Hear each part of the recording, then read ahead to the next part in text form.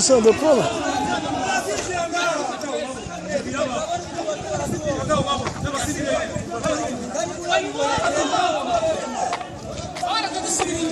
Tamam, Emre dukora haya ntibibaho vrema.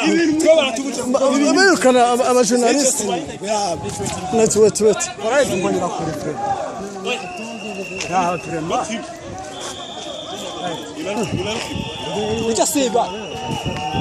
Now the military they're going to set them. Can we go with him?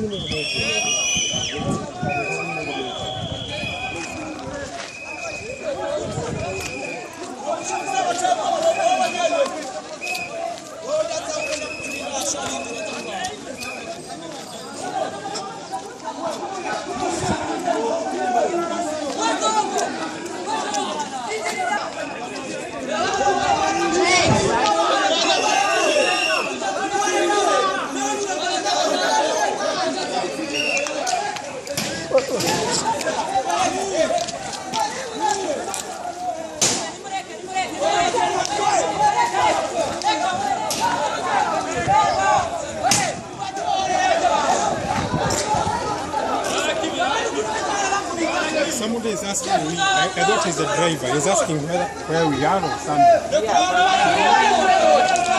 on the phone. Wait.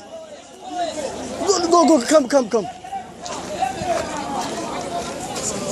Go to this place, you know. Let's